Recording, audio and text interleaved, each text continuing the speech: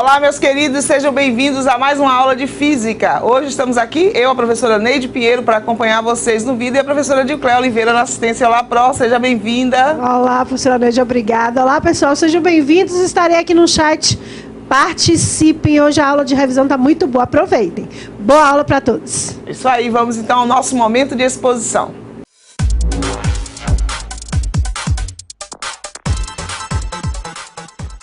Vamos lembrar então nossa equipe de Física, vamos lá, na articulação diária a professora Raquel Aranha, professores Dilcléia Oliveira, Joelson Souza, Luciano Andrade, Luiz Odizo, Neide Pinheiro. Com vocês, no vídeo, eu, Neide Pinheiro, na assistência a professora Dilcléia Oliveira. A aula de hoje é a aula de número 11, revisão geral, eletromagnetismo e suas aplicações. Anotem, por favor. Objetivos da aula: descrever qualitativamente os campos magnéticos produzidos por ímãs por cargas em movimento e o campo magnético terrestre. Compreender as aplicações do eletromagnetismo no cotidiano. Descrever ondas eletromagnéticas e sua propagação, o espectro eletromagnético, a dispersão de ondas e a polarização de uma onda eletromagnética.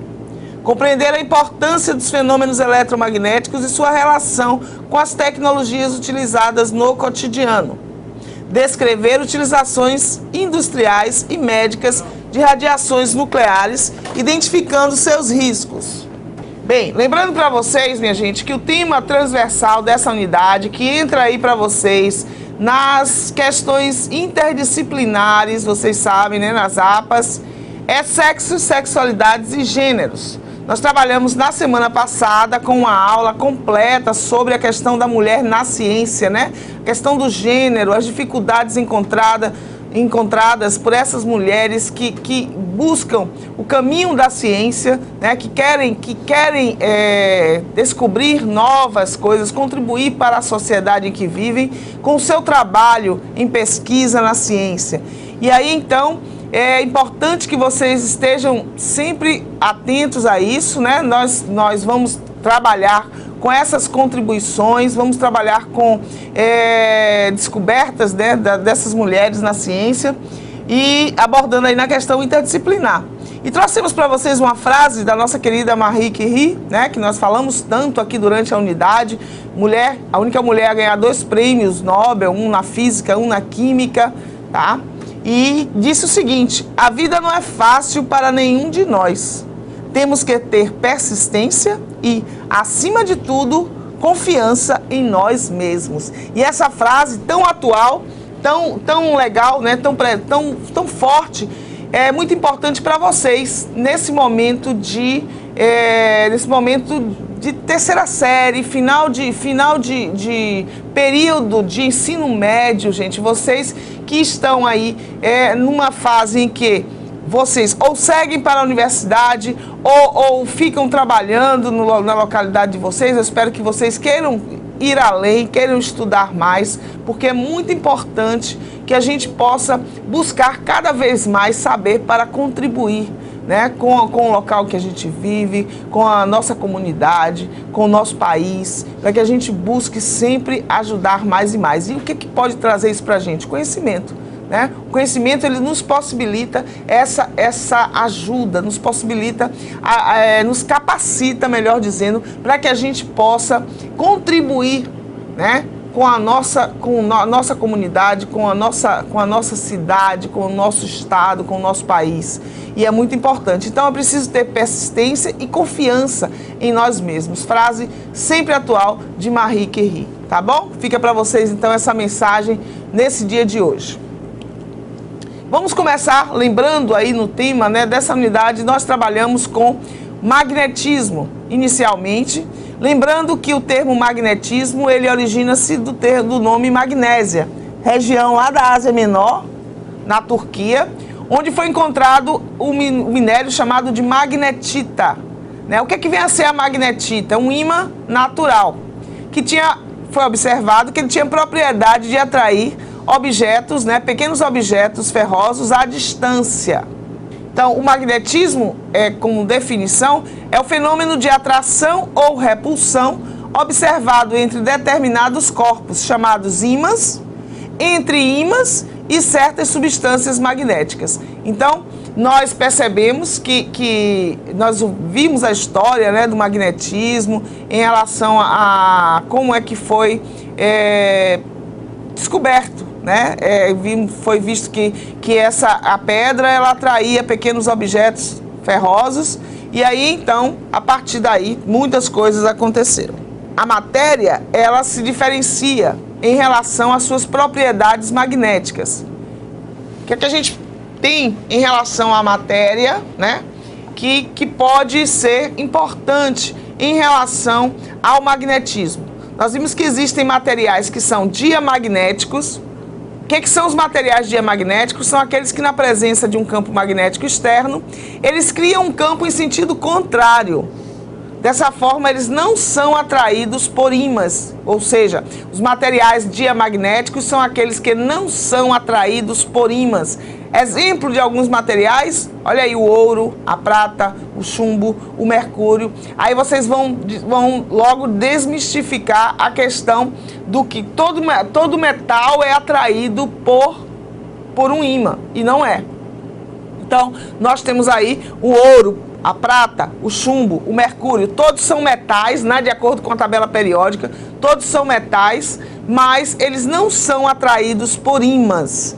Então, eles na presença de um campo magnético externo, eles criam um campo no sentido contrário e vão repelir o ímã, né? Não sofrerão atração. Temos também os materiais chamados de paramagnéticos. Bom, paramagnéticos são materiais que possuem os elétrons desemparelhados, que ficam alinhados no mesmo sentido do campo externo ao qual eles foram submetidos. E assim que esse campo é retirado, eles desaparecem, né? E aí então você tem objetos fracamente atraídos por ímãs. Novamente nós temos aí o alumínio, né? Aí vem o sódio, o magnésio, o cálcio. Então são materiais que temporariamente são atraídos por ímã na presença de um campo magnético externo, né? Então você coloca um ímã próximo a esses materiais, eles vão ficar alinhados no mesmo sentido do campo, né? Mas assim que o campo é retirado, esse alinhamento ele desaparece e deixa de existir a propriedade magnética desses materiais.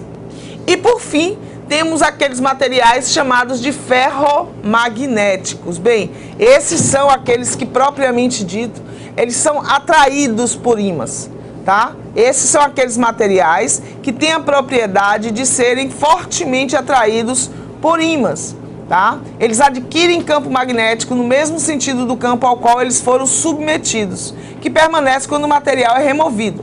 Nós temos, por exemplo, os parafusos, né?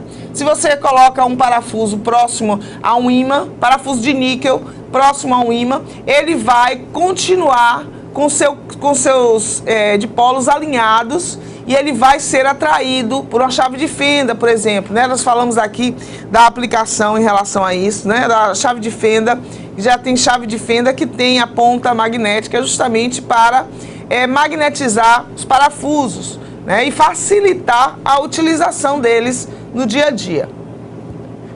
Bom dia aí, pessoal de Jequitaia, pessoal de São Roque, pessoal da aplicação, todo mundo assistindo essa aula de revisão para a gente poder bombar na prova, né? Chegar lá no dia da prova e fazer tudo que tem direito, né? Tirar uma bela nota para não precisar de recuperação. Bem, e aí nós temos aqui o ímã propriamente dito. Olha só essa figura que a gente traz aí para vocês, né? O que que representa essa figura? Essas letras N e S representam o quê? O que que vocês me dizem? Pessoal de Cotegipe, lá de Formoso, pessoal de Desidério, isso, Ipiracoração, muito bem, os polos de um ímã. Como é que a gente chama esses polos? Exatamente, norte e sul. Muito bem, então, nós temos aí os polos norte e sul, e essas linhas que a gente tem aí, ó, desenhadas, partindo do norte para o sul, indicam as linhas de campo magnético, as linhas do campo magnético, né? Que partem do norte para o sul do ímã. sempre do norte para o sul. Isso é importante, né? Muito utilizado em questões, às vezes, né? Onde você tem só a figura lá do ímã e essas questões, utiliza-se só o desenho das linhas de campo e pede para vocês identificarem quais são os polos dos ímãs, tá? Muita atenção nisso aí. As linhas de campo magnético, elas partem sempre do norte para o sul. Bem, o ímã ele é definido como um objeto capaz de provocar um campo magnético à sua volta e pode ser um ímã natural ou artificial. Os ímãs artificiais, eles ainda são subdivididos em permanentes, temporais ou eletroímãs, né? Os ímãs permanentes, aí nós temos a figura da magnetita, logo aí à esquerda, a magnetita, né? O ímã natural. É um ímã permanente, então ele tem a propriedade, sempre tem a propriedade de atrair materiais ferromagnéticos. E os ímãs temporais ou os eletroímãs são aqueles que, na presença de um campo elétrico, eles é um núcleo ferroso, tá?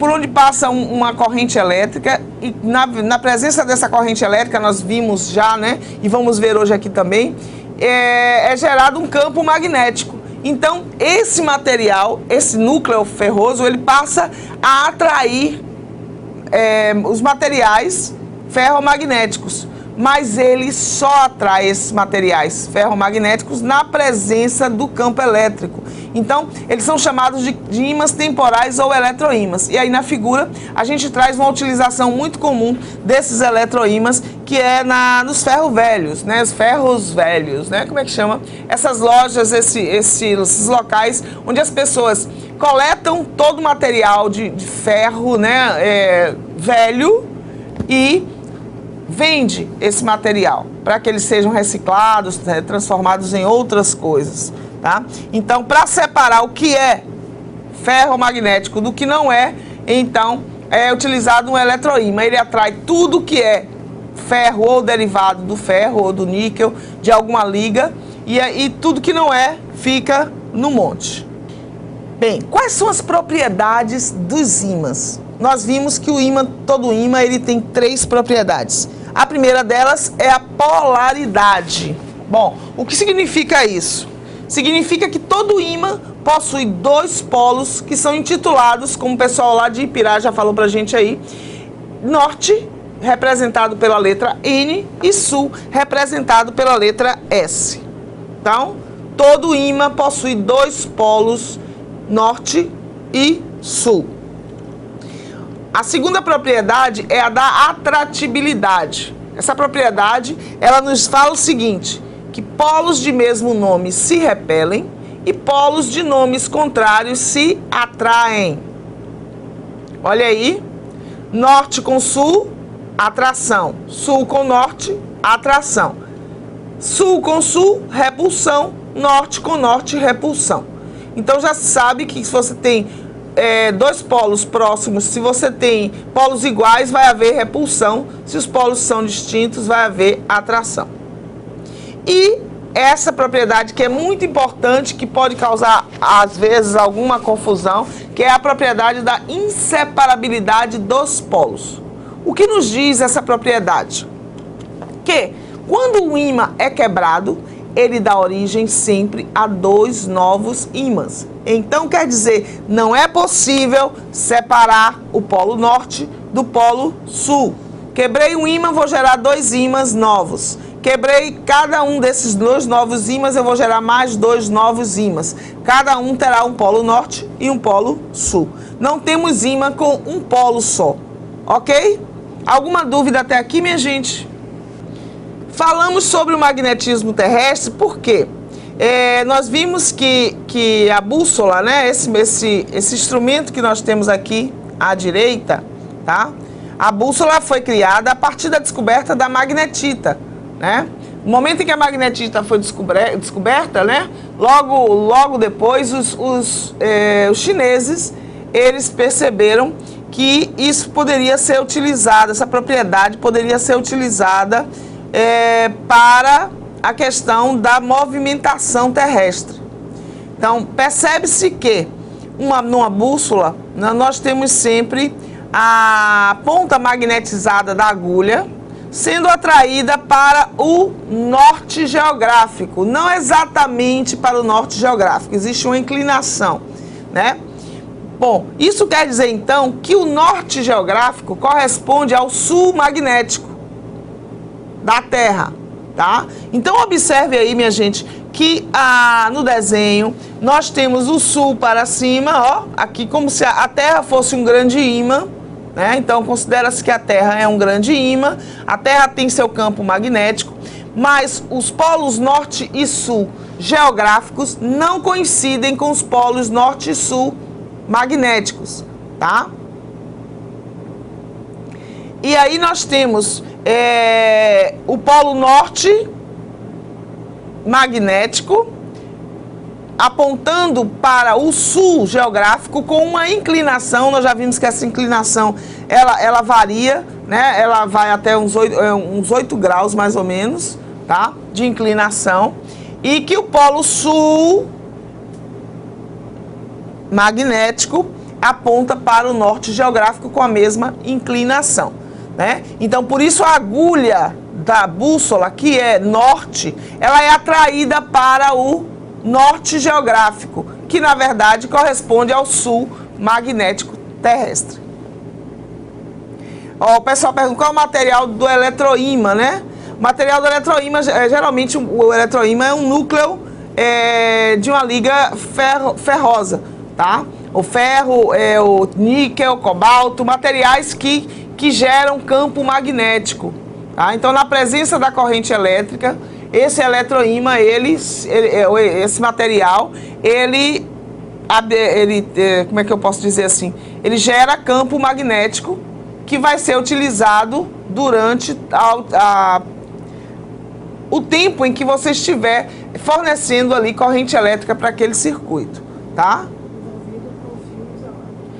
Envolvido com fio, né? Que você tem que ter uma bobina, tá? Aquela coisa da bobina em que você tem que ter o fio enrolado, tá? No núcleo ferroso, ferromagnético, e a corrente elétrica passa através desse fio gerando um campo magnético. A magnetita, ela é um ímã permanente, tá?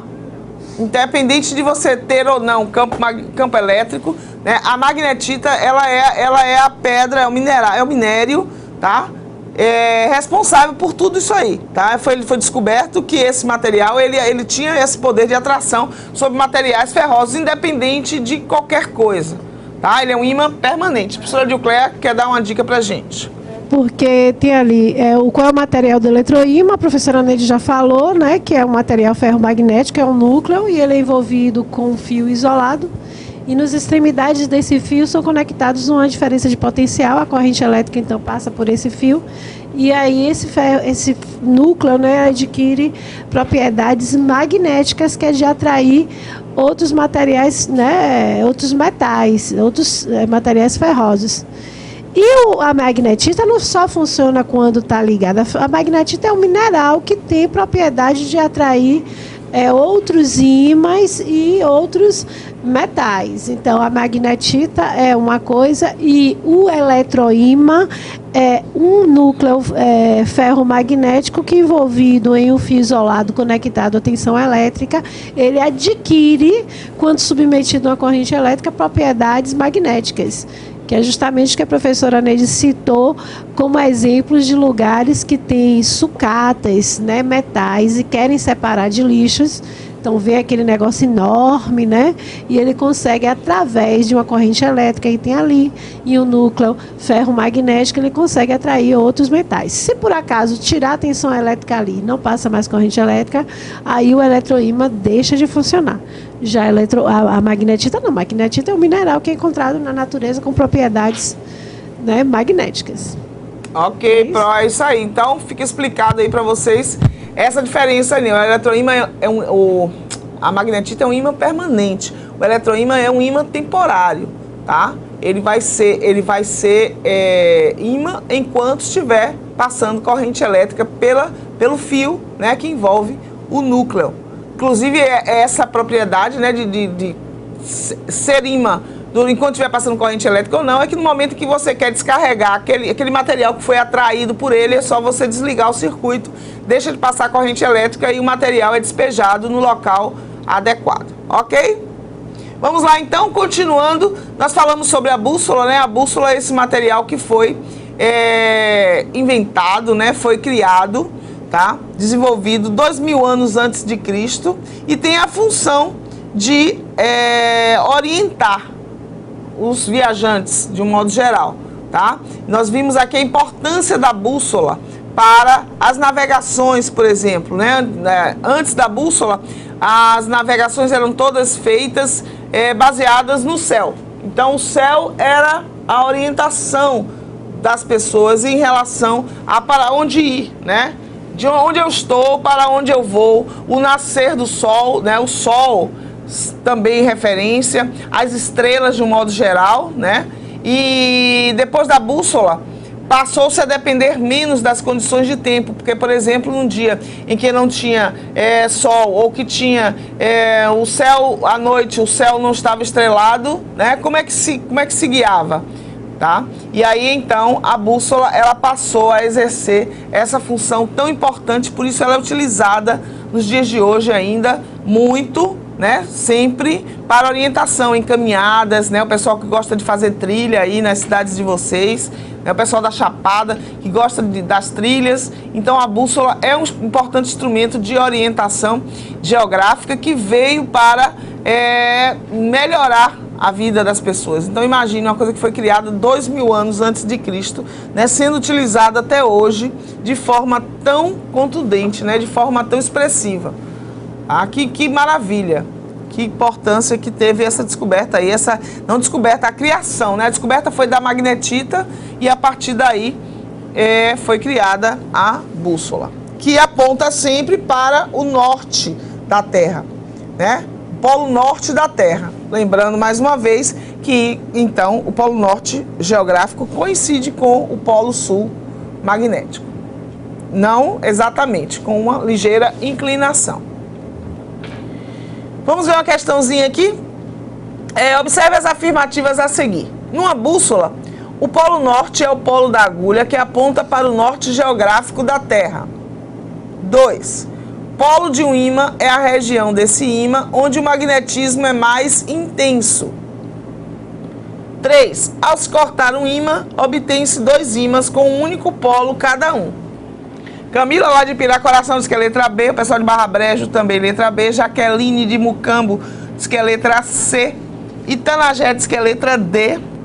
Olha só, a letra B diz que a 1 e a 2 são verdadeiras. A letra C diz que a 2 e a 3 são verdadeiras. A letra D diz que apenas a 3 é verdadeira. Júlio diz que a letra E, apenas a 2 é verdadeira. Milena e Erivelton disseram que a letra B, Élica também, letra B. Bom, minha gente, o pessoal que respondeu aí letra B, né, que é a maioria, né, o pessoal que respondeu letra B tá correto. Por quê? Olha só, o item 1 diz que numa bússola o polo norte é o polo da agulha que aponta para o norte geográfico. Acabei de dizer isso para vocês aqui, né?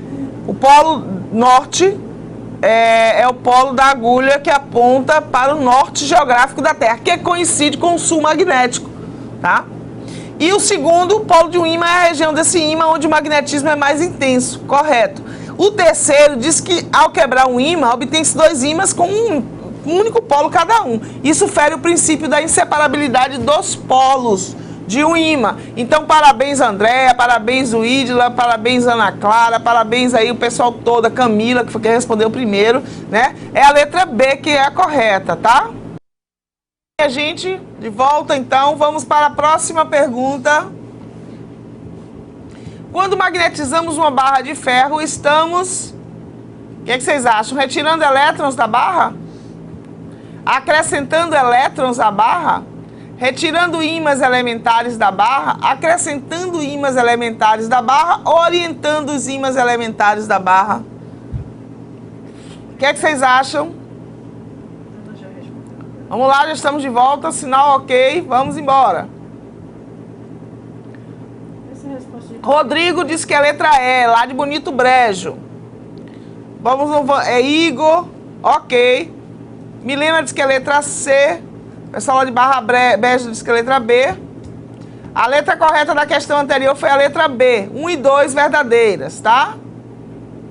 Nessa questão, gente, tá correto aí o pessoal que tá afirmando que é a letra E. A gente não retira elétrons, nem põe elétrons, não retira ímãs elementares, nem põe ímãs elementares numa barra. Quando você magnetiza uma barra de ferro, você está orientando os dipolos magnéticos, que são esses ímãs elementares que você tem na barra, tá? Muito bem, Andréa. Vamos lá. Vou pular esse vídeo aqui, não vou passar ele agora não. Vamos em frente, né? O eletromagnetismo. Então, nós vimos que o eletromagnetismo é o campo magnético das correntes elétricas. Então, em 1820, o físico dinamarquês Hans Ørsted, ele observou que uma corrente elétrica passando por um condutor desviava uma agulha magnética colocada na sua vizinhança. Olha só, Ørsted ele fez essa experiência, né? Onde ele percebeu que, lógico, não foi com esse material tão bonitinho que a gente tem aí na figura, né, gente? No 1820 você não tinha esse amperímetro tão bonitinho, né? Essa chave, essa bateria, tudo assim tão lindo, né? Mas ele fez o circuito que tem as mesmas características desse em relação ao material utilizado. E ele percebeu o seguinte, que aqui, ó, quando a corrente elétrica, quando o circuito é fechado, ou seja, você fechou aqui o interruptor, a corrente elétrica passa pelo circuito, então esse fio que está aqui, ó, próximo à bússola, tá? A corrente passando por ele, ela vai desviar a agulha da bússola, tá? E aí, então, nós temos, ele chegou a essa descoberta que foi fundamental para a unificação da eletricidade com o magnetismo, que passaram a constituir um importante ramo da ciência denominado de eletromagnetismo. Essa descoberta ela foi fundamental para a unificação da eletricidade com o magnetismo, que passaram a constituir o eletromagnetismo. Esses fenômenos eletromagnéticos eles foram descritos em um conjunto de leis formulado por James Clerk Maxwell, tá? Cientista que foi tão importante para o eletromagnetismo como Isaac Newton foi para a mecânica. Então, os fenômenos eletromagnéticos eles foram descritos no Tratado do Eletromagnetismo por Maxwell, tá? E ele teve então seu nome gravado nessa ciência aí para sempre. A partir desses fenômenos, perdão, que a voz está um pouco ruim, viu, gente? Desculpa aí. A partir desses fenômenos descritos por Maxwell, né, chegou-se a um conceito, né, das ondas eletromagnéticas. Então, Maxwell apresentou em 1864, né, o conceito de ondas eletromagnéticas. Então, a composição do campo elétrico com o campo magnético, né, as ondas eletromagnéticas foram descritas por Maxwell em 1864. E em 1886 foram confirmadas experimentalmente por Hertz, né, utilizando para demonstrar a natureza eletromagnética da luz. Então eles chegaram à conclusão de que a luz era uma onda, tá? Uma onda eletromagnética. Olha que legal. As ondas eletromagnéticas elas são resultado das combinações de campos elétricos com campos magnéticos. Observem aqui então, né, os eixos X, Y e V. E nós temos aqui o campo elétrico em vermelho, o campo magnético em azul, tá? E representando o campo elétrico, B representando aí o campo, a indução eletromagnética, né? A indução magnética, o campo magnético. E essa junção dos dois campos deu origem ao que a gente hoje chama de onda eletromagnética. Graças à descoberta dessas propriedades, dessas ondas, né, a gente hoje pode ter acesso a notícias nos rádios, nos celulares, programação de TV, utilizar micro-ondas, acessar a internet de todos os lugares, assistir aula do MTech, né? Então, graças a esses estudos, a gente chegou a esse progresso tecnológico. Esse espectro eletromagnético que representa aí como é que eu posso dizer? A faixa de frequências das ondas eletromagnéticas, tá? Ele varia de ondas de baixa frequência, que são ondas que têm um grande comprimento de onda, as ondas de rádio, as micro-ondas, a radiação infravermelha, tá? Até a radiação gama, os raios gama. Nós já vimos bem essa parte aí de radiação, vamos lembrar hoje mais um pouquinho, tá? Mas vimos que as ondas eletromagnéticas, elas variam, olha aqui, ó, de ondas de alta, deixa eu colocar aqui a ponta, ondas de alta comprimento de onda, tá? Comprimento elevado, até, olha só, à medida que vai chegando para a direita, a onda eletromagnética, né, nessa região, ela vai tendo uma frequência maior. As ondas vão ficando com um comprimento menor, aumentando assim a sua frequência. Então, as ondas, a luz visível, né, a luz que a gente enxerga, a luz que a gente percebe, ela está numa faixa aqui intermediária, tá? Entre a radiação infravermelha e a radiação ultravioleta. Nós vimos que esses nomes, eles não são por acaso, né? O infravermelho é porque está abaixo do vermelho em relação à frequência. Na luz visível, nossa faixa de luz visível vai do vermelho ao violeta, tá? A radiação é chamada de infravermelha, que é uma radiação utilizada para aquecimento, por exemplo, em regiões doloridas no corpo, muito utilizada nas fisioterapias, tá? É uma radiação não ionizante e que o nome foi dado justamente porque está abaixo do vermelho.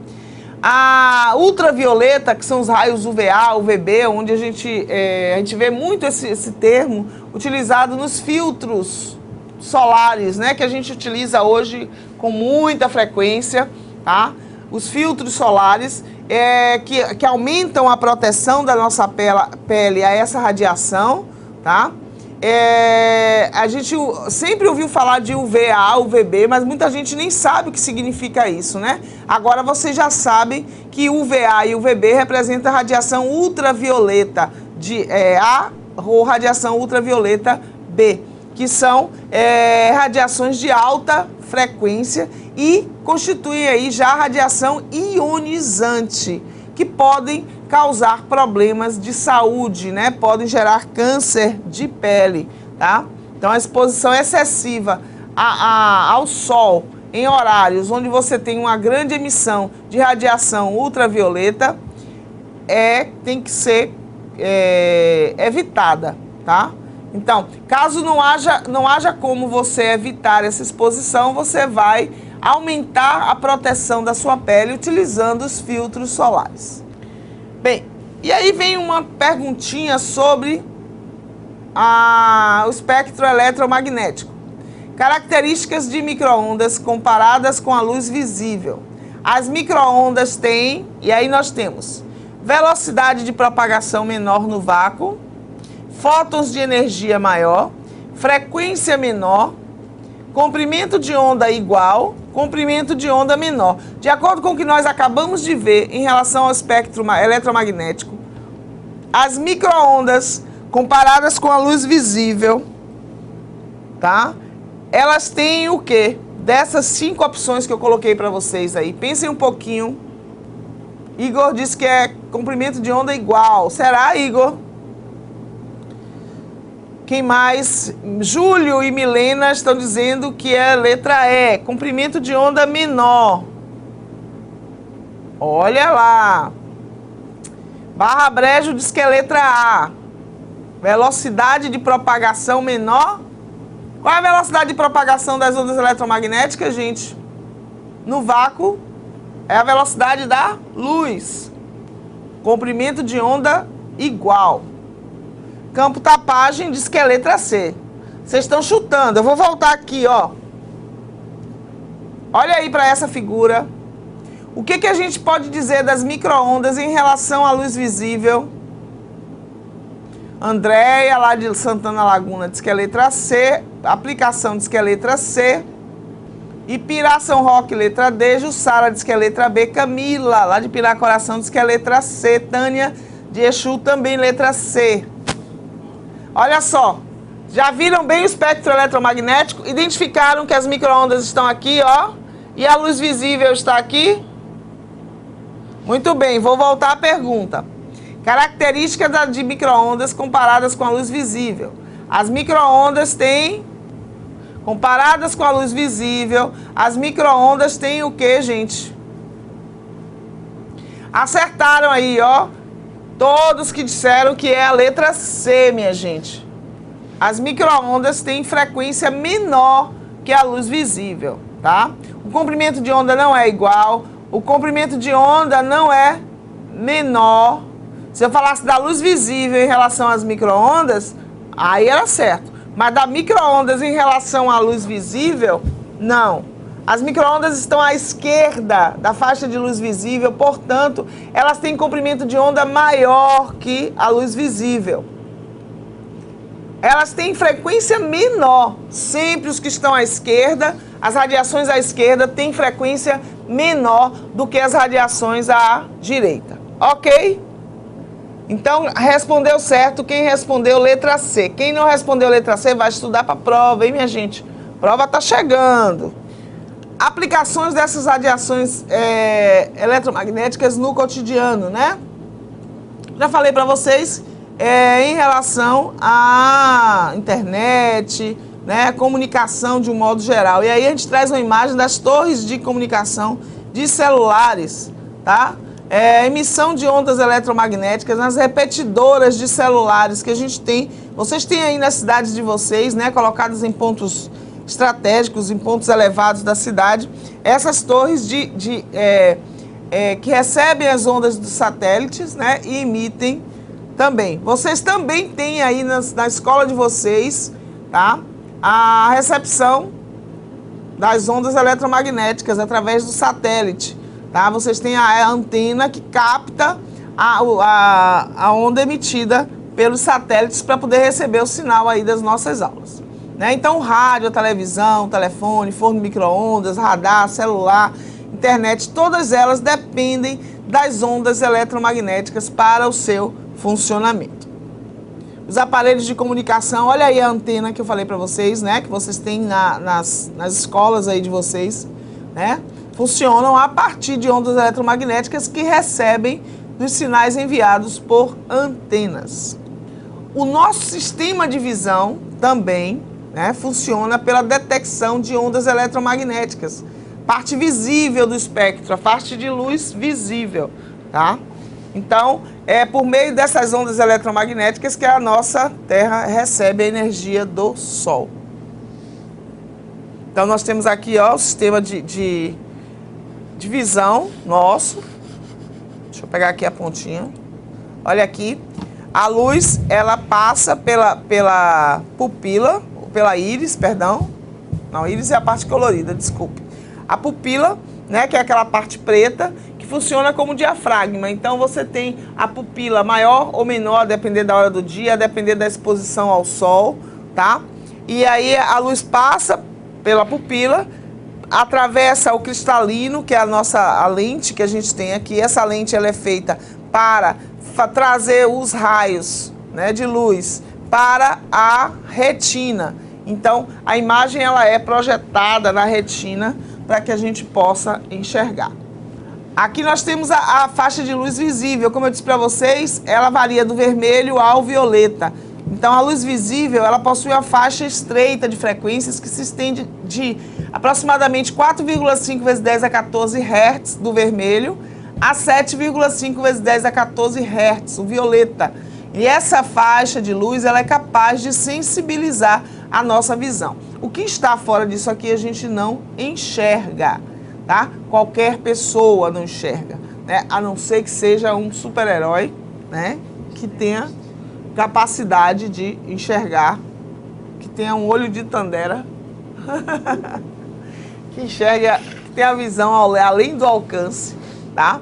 para enxergar radiação ultravioleta ou infravermelho, né? Por exemplo, que são radiações que estão fora desse espectro de luz visível. Então, as 7 cores fundamentais: o vermelho, o alaranjado, o amarelo, o verde, azul, anil e violeta.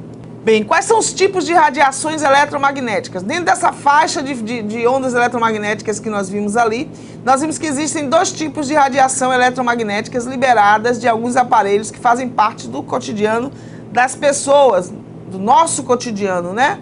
Que são as radiações não ionizantes e as radiações ionizantes.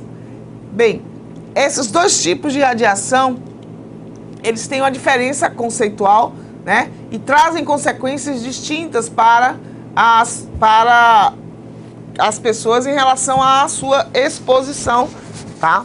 E aí vem o seguinte: as radiações não ionizantes são aquelas que não modificam a estrutura do átomo. Porém, um longo período de exposição a esse tipo de radiação pode causar problemas à saúde. Quais são os problemas trazidos pelas radiações ionizantes? A questão do aquecimento, por exemplo, tá?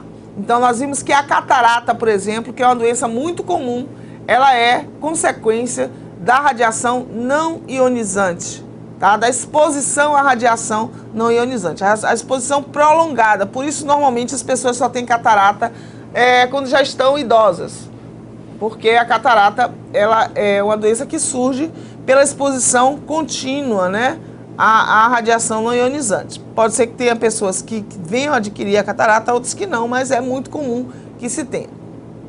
Existem luzes invisíveis ao olho humano? Sim. Por exemplo, a radiação infravermelha é uma luz, né, que não é visível ao olho humano. A ultravioleta também é uma onda eletromagnética que viaja com a velocidade da luz, não é? Mas não é visível ao olho humano, só é sentido, né? A gente só percebe seus efeitos no nosso corpo. Alguns efeitos biológicos das radiações não ionizantes: os efeitos térmicos e os efeitos não térmicos. E aí vimos, já falei da questão da catarata, né? Que é um efeito térmico da radiação não ionizante, né, que faz o efeito semelhante ao da clara do ovo. Quando você coloca o ovo para cozinhar, né, você submete ele ao aquecimento, a albumina, né, que é a proteína que você tem na clara do ovo, ela muda de cor, tá? Ela fica branca. A mesma coisa acontece com o nosso cristalino, tá? Então, já as radiações ionizantes, elas são aquelas capazes de modificar, de ionizar, tá, a estrutura de átomos e moléculas, podendo danificar as células e alterar o DNA, que gera doenças graves. Então, os raios X, os raios gama, tá, são exemplos de radiações ionizantes. As radiações UVA, UVB, né, as ultravioletas. Bem, e associado à questão dessa interação entre radiação, né, e o corpo humano, por exemplo, nós vimos a questão da matéria, tá? Então, a matéria é tudo que é conhecido normalmente como aquilo que tem massa e ocupa lugar no espaço, né? O conceito que a gente aprende. Com os avanços da física quântica, aceita-se melhor que se diga que a matéria é tudo aquilo que tem massa e produz interação gravitacional. Nós vimos esse conceito. Em relação a ordens de grandeza, o que nós temos da matéria, né? Quando a gente fala de matéria, ordem de grandeza, aí nós temos aqui uma escala que vai do Sol até os elétrons e quarks, que são matéria de ordem de grandeza de 10 elevado a menos 18 metros, ou seja, muito pequenos. Então a gente traz uma escala aí de coisas muito grandes, né? O Sol, por exemplo, até coisas muito pequenas. Todas elas são matérias, produzem interação gravitacional, produzem. Então tem massa e produzem interação gravitacional. A gente sabe que a massa do elétron, por exemplo, é de 1 sobre 1840 vezes a massa do próton. Então, nós temos aqui os prótons, os prótons e nêutrons, que são chamados núcleons, né? Bem antes aqui na escala de tamanho em relação aos elétrons e aos quarks, que são subpartículas bem menores que o próton. mas todos têm a propriedade de tem massa e produz interação gravitacional, maior ou menor, mas todos produzem. Já a radiação, que nós víamos falando, né, é uma forma de propagação de energia pelo espaço, que se acompanhada de matéria chama-se radiação corpuscular. Quando é apenas energia, chama-se radiação eletromagnética. E aí nós tratamos já no final, né, já no final da unidade, né, sobre a questão dessa radiação em relação à matéria. E vimos que existe uma diferença entre radiação e radioatividade. Até quando nós falamos sobre a questão da utilização da radiação para a esterilização de alimentos, lembram? Né? Nós falamos que o fato do alimento ele ser esterilizado por radiação não quer dizer que ele se mantenha radioativo, né? Não quer dizer que ele se torne radioativo. Então, a radioatividade é um fenômeno natural ou artificial pelo qual algumas substâncias ou elementos químicos chamados radioativos são capazes de emitir radiação, tá? Radiações, as quais têm a propriedade de impressionar placas fotográficas, ionizar gases, produzir fluorescência, atravessar corpos opacos à luz ordinária, etc. Então, a radioatividade é uma propriedade de emissão de radiação. Essa emissão de radiação, ela é constante nesses elementos químicos, tá? Nessas substâncias, em algumas substâncias. Mas a radiação, não, a radiação faz parte, né, dos elementos radioativos, mas um alimento, por exemplo, que seja submetido a uma radiação para esterilização, ele não torna-se radioativo. As radiações emitidas pelas substâncias radioativas, elas são principalmente as partículas alfa, beta e gama. A radioatividade é uma forma de energia nuclear utilizada em medicina, na radioterapia, né, nos exames de radioterapia, e consiste no fato de alguns átomos, como os do urânio, rádio e tório, serem instáveis, perdendo constantemente partículas alfa, beta e gama. Os raios X, na verdade, estão aí como raio gama, mas a gente tem o raio gama com uma frequência maior que a dos raios X. E aí vimos também o seguinte, que essas radiações, a radiação alfa, a radiação beta e a radiação gama, elas têm uma diferença em relação à sua interação com a matéria. A radiação alfa, por exemplo, é uma radiação de baixo poder de penetração. A radiação beta, ela tem um médio poder de penetração. E a radiação gama, ela tem um alto poder de penetração. Olha só, gente. Então, nós vimos que a radiação alfa, ela é barrada por duas folhinhas de papel, barra radiação alfa, tá? A radiação beta, ela já vai ter um poder de penetração maior, tá? Então, ela vai atravessar o papel, vai atravessar outros materiais. A radiação gama, ela vai ser barrada apenas lá por uma placa de chumbo, né, de alta espessura, para você barrar esse tipo de radiação. Por isso, quando a gente faz exames utilizando raio-x, por exemplo, a gente precisa de uma proteção para as áreas que não vão ser examinadas. Por quê? Para que não sejam submetidas à radiação sem necessidade, tá? Então, muito importante aí que vocês atentem para isso. Eu vou trazer para vocês aqui uma questão que já foi mostrada para vocês aqui em algum momento, né? Para quem perdeu, é interessante essa questão, tá? Porque ela traz para a gente uma situação bem interessante. Que a gente vai pensar assim, bom, o que é que bronzeia a nossa pele, né? Quando a gente está lá na praia, na piscina, na beira do rio e tal, ou sai na rua para caminhar e pega aquele bronze, né? Esse bronzeamento, ele vem de quê? Tá? Qual é a radiação que provoca essa alteração na nossa pele, né? Na melanina da nossa pele e faz com que a gente fique bronzeada? Então, essa questão do Enem de 2012 tem essa questão bem interessante que fala de uma situação onde a menina se coloca abaixo de uma lâmpada, né, incandescente. Pode colocar a questão para a gente poder ver aqui. Aí. Então, nossa pele possui células que reagem à incidência de luz ultravioleta e produzem uma substância chamada melanina. Olha só, a interação, isso é a interação da radiação com a matéria, tá? Então, a luz ultravioleta, ela em contato com a nossa pele, produz uma substância chamada de melanina. Essa melanina é que é responsável pela pigmentação da pele. E aí vem a questão que é a seguinte: pensando em se bronzear, né, uma garota vestiu biquíni, acendeu a luz do seu quarto e deitou-se exatamente abaixo da lâmpada incandescente. Ainda é uma lâmpada incandescente, né?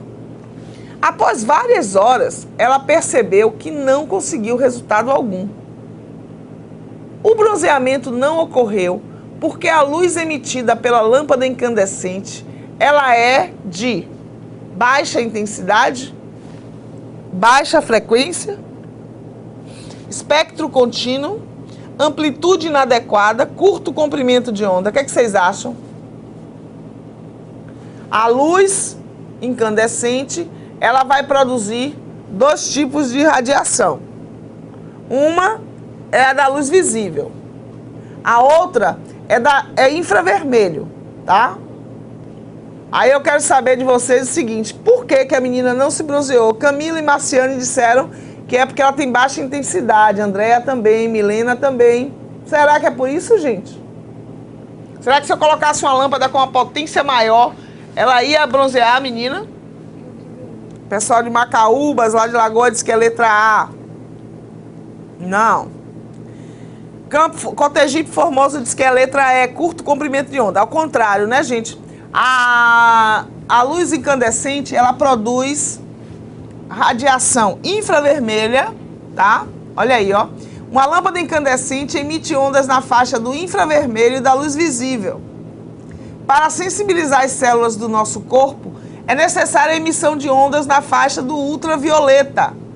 Ultravioleta está após a faixa de luz visível. Como essa luz incandescente ela não emite radiação ultravioleta, tá?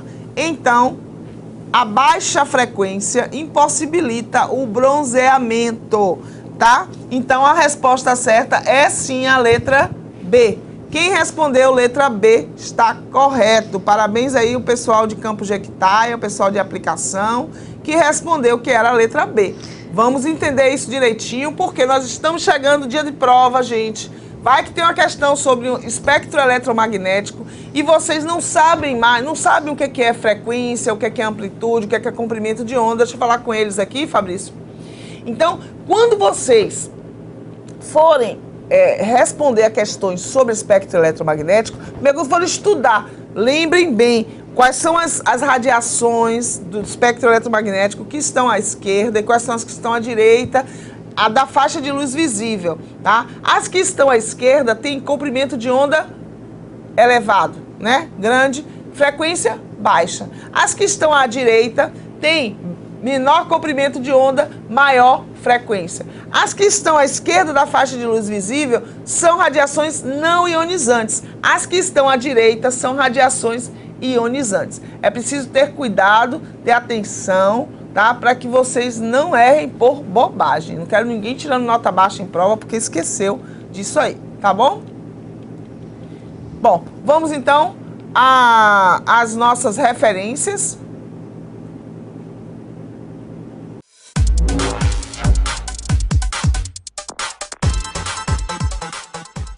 Ok, vamos lá, que vocês viram hoje na aula de revisão muitas coisas e vocês começaram a ver aí a questão do magnetismo que foi esclarecida aqui pela professora Neide. Então a professora Neide mostrou ali a magnetita, que é um mineral que consegue atrair outros ímãs e metais. Nós temos os exemplos aí do ferro. A partir disso aí, né, viram o ímãs e as suas aplicações que são demais. Inclusive o eletroímã, que é um núcleo, né, ferromagnético que envolvido com um fio condutor, ele consegue aí, submetido à corrente elétrica, atrair outros metais, adquirindo propriedades do ímã.